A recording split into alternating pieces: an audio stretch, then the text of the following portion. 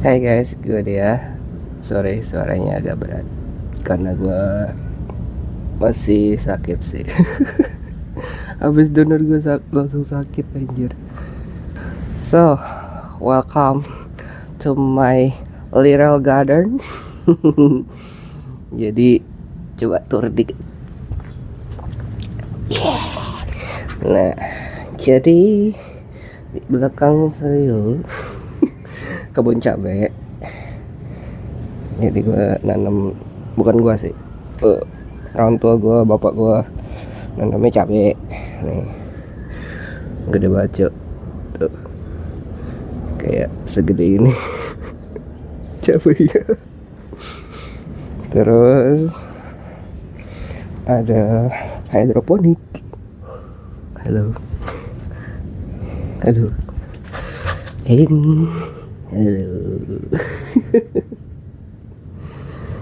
Ya,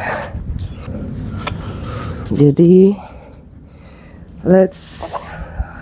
mari kita bacot sambil ngeliat tanaman.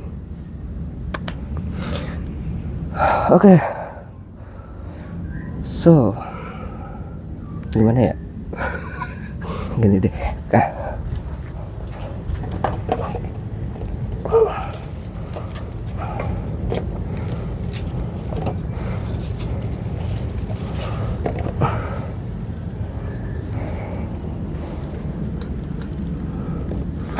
Oke.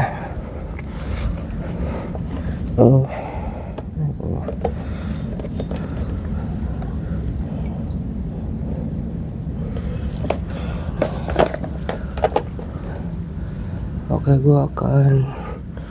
Oke, gue susun dulu. Yang butuh ganti air. Kalau enggak ya wes. Oke, gue memutuskan untuk ganti air semuanya.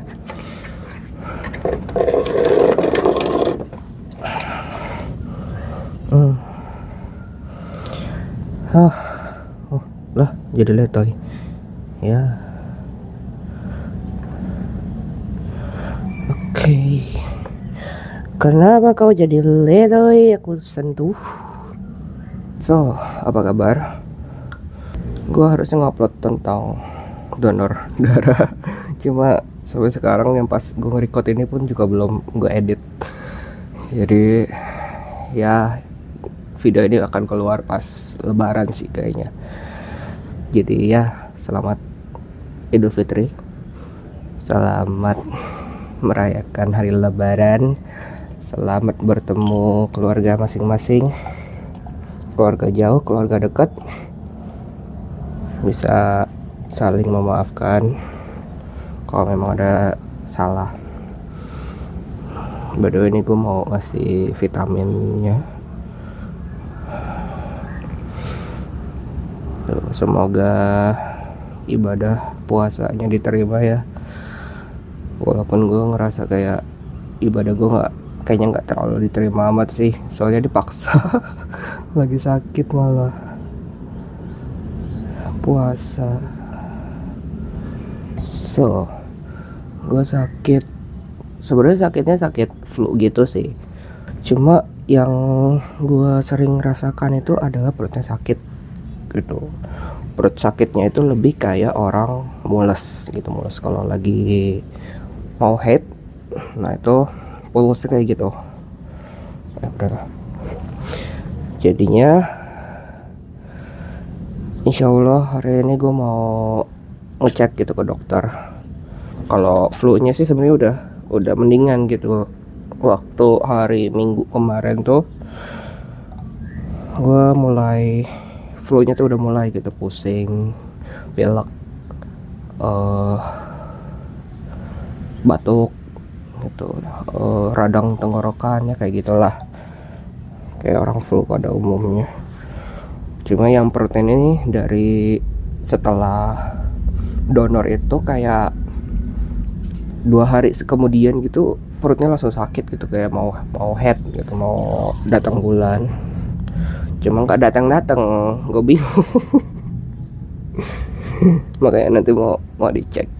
Selama gue nganggur ya gue paling kalau lagi waktunya ngecek tanaman ya gue cek tanaman gitu.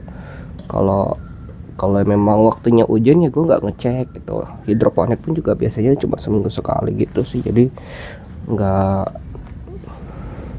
nggak banyak maintenance-nya sih. Buat hidroponiknya ada yang udah jadi gitu sampai masak. Terus pas panen itu kan nggak langsung dimasak kan, jadi agak layu. Gue bikin tanamannya itu tanaman pokcoy gitu, habis dipanen nggak langsung dibikin gitu, jadinya agak layu. Terus pas gue lagi sakit-sakitnya, ya udahlah gue masak sendiri gitu, padahal gue belum pernah masak gitu, masak sayur gitu. Ya udah gue coba masak gitu, ya alhamdulillah nggak parah-parah amat ya rasanya. Cuma bawang gitu, gue bikin tumis pokcoy bawang putih. Bawang putihnya agak gosong, lebih ya gosong sih bawang putihnya. Terus saus tumisannya kurang garam gitu. Ya lidah gue orang sakit ya, udah gue sih udah asin sih itu, cuma ternyata kurang asin. Bagancu. Jadi ya pertama kali masak gitu, daripada orang tua gue sibuk gitu kan mikirin aduh nih sahur apaan, ya udahlah gue masak aja lah daripada dibiarin gitu kan, tahu-tahu udah layu gitu, udah busuk kan, sayang banget.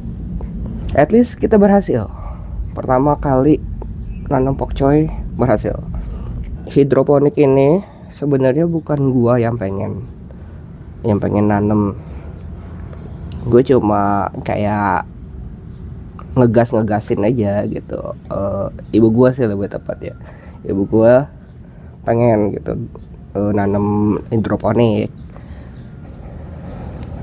Ya gua mau aja gitu kan, kayak gua ngegas, ya udahlah bikin gitu. Terus akhirnya bikin gitu, pertama pokcoy, terus ini nih seledri agak-agak gagal sih, ini harusnya udah panen cuma masih layu banget. Terus ngelihat pokcoy udah ada perkembangan, nambah lagi tuh hampir tiap hari nambah tanaman gitu kan, disemail lagi satu, disemail lagi satu, disemail lagi satu gitu, tahu-tahu jadi banyak. Tapi buat gue ya alhamdulillah sih, karena ibu gue sih mikirnya kayak ibu gue tuh tangannya panas gitu. Orang dulu tuh bilang kalau tangannya panas itu orang yang nggak pintar nanam gitu, nggak, kalau megang tanaman tuh bakalan mati gitu tanamannya. Jadi pas ibu gua pengen hidroponik dan berhasil, itu kayak ngasih harapan gitu buat ibu gua, kalau ibu gua bisa nanam juga. Kalau cabe ya dari bapak gua sih. Kalau bapak gua mah emang backgroundnya dari kampung ya, itu keluarga dari bapak gua tuh lebih kayak keluarga petani gitu, jadi ya tahulah gitu cara nanamnya segala macam. Jadi ya cabenya pada numbuh semua. Cuma ya karena ibu gua nggak terlalu telaten, ya kalau lagi semangat sih, kalau lagi lupa gitu, lagi capek apa segala macam, ya gue bantuin. Angle-nya beda dikit, soalnya gue nyiramnya di sini, tanaman yang ini bukan yang sono. Jadinya takut basah. Gue pengen banget dah bisa slow living kayak gini. Kerjaannya cuma ya perhatiin tanaman, ngurus hewan gitu. Kucing gue lagi tidur di situ. Pengennya sih ngurus hobi gitu, cuma kerjaannya cuma main HP ya guys. Tapi gue udah jarang posting loh. Gue kan orang yang senang banget sharing di sosmed, entah di YouTube, entah di story, lebih seringnya di story sih. Cuma gue udah nggak nge-story lagi gitu, paling nge-story cuma tanaman, makanan, hasil tanaman gitu, panen terus langsung masak gitu yang pokcoy itu. Terus gue bikin nastar.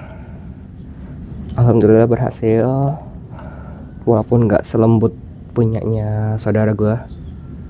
Saudara gue full mentega ya, maaf. Full butter. Oh, gue campur butter sama margarin, jadinya agak keras gitu, renyah-renyah gimana gitu. Rencananya sih pengen bikin nastar lagi gitu buat saudara gua, atau saudara gua mau ngasih ke gurunya, kayak buat itulah, buat capek lah bapak, buat ya kasih aja gitu ke guru. Pengen buat bisa slow living kayak gini, tiap hari tuh cuma ya gini aja. Kalau gue punya lahan ya ngerawat ayam ya diayoin juga gue. Cuma ya nggak ada lahannya coy. Dan aja lahan jemuran nih, sebenarnya sebelah sini nih jemuran. Gue inget banget dulu di sini tuh, kalau tahun baruan gue pernah sekali kayak tiduran gitu, gelar tikar. Jadi pas malam tahun baruan jedor-jedor kan. Seru sih pada waktu itu. Tapi itu udah lama banget, itu waktu gue sekolah. Tapi walaupun gue tahu gue mau apa, kayak nanam kayak gini, terus ngelakuin ya paling masak-masak atau ya slow living gitu, tapi gue cuma tetap kepikiran gitu buat ngasilin uang gitu. Tapi gue tetap nggak kepikiran kayak gue kerja apa, itu gue tetap nggak kepikiran. Gue udah ngerasa nyaman banget hidup kayak begini. Kayak gue ngapain gitu nyari uang gitu, ketika uang pada ujungnya buat makan gitu. Ini kayaknya harusnya udah panen sini harusnya. Tahu capek banget ya Allah.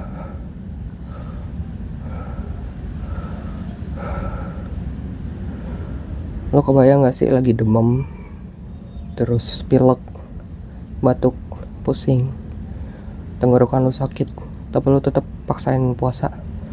Buset, itu subhanallah sekali ujiannya. Tapi gue gak komplain sih, anehnya. Gak aneh sih, gue pas sharing tentang donor aja gue punya mindset kayak gitu. Kayak ya udahlah gitu, kalau emang gua check out gara-gara donor darah ya itu udah takdirnya emang. Jadi ya pas gua beneran sakit ya itulah. Omongan adalah doa guys, jadi hati-hatilah kalau mau apapun, walaupun niatnya baik. Insya Allah hari Sabtu besok gua mau konsul sama psikolog gue, karena mindset yang gue punya kayak hidup segan mati tak mau gitu loh.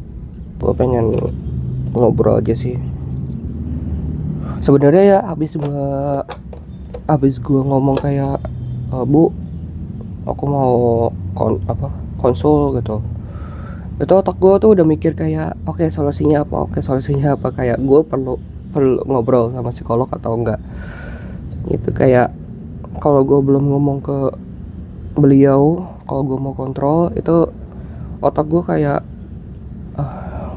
gimana sih gitu. Tapi pas udah ngomong gitu, gue udah janjian mau kontrol, kayak oke, gue bisa gitu. Kayak aneh aja pas kita mau kontrol itu ada aja otaknya itu mikir. Tapi kalau nggak kontrol tuh kayak berkabut banget otak. Sumpah, bingung gue. Ini apa sih? Kadang tuh orang tua gue nyampur. Kayak ini kangkung,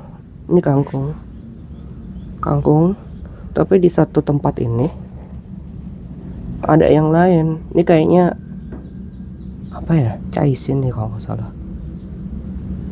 Caisin apa sawi gitu, gue nggak tahu.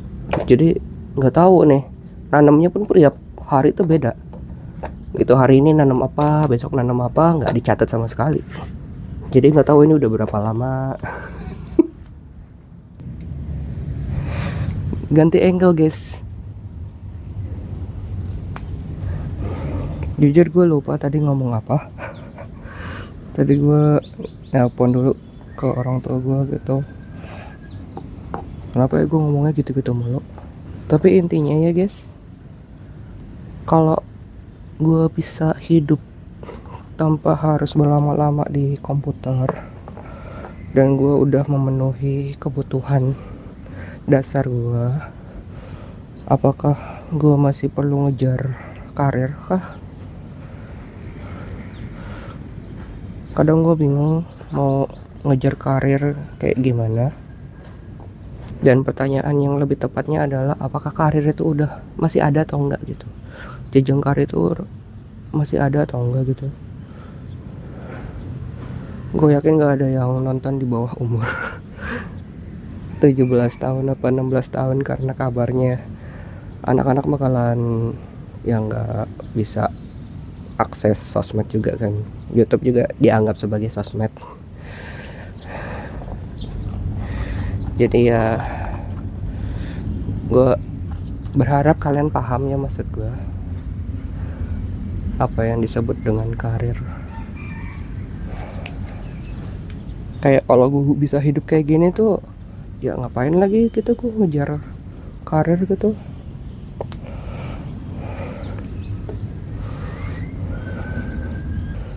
Selama gue nganggur, gue sangat menghargai definisi hidup berkecukupan. Definisi cukup itu nggak bisa nunggu nanti. Cukup itu ya sekarang ya udah cukup. Yang jadi masalah itu sistem yang membuat framing bahwa cukup itu harus ada standarnya.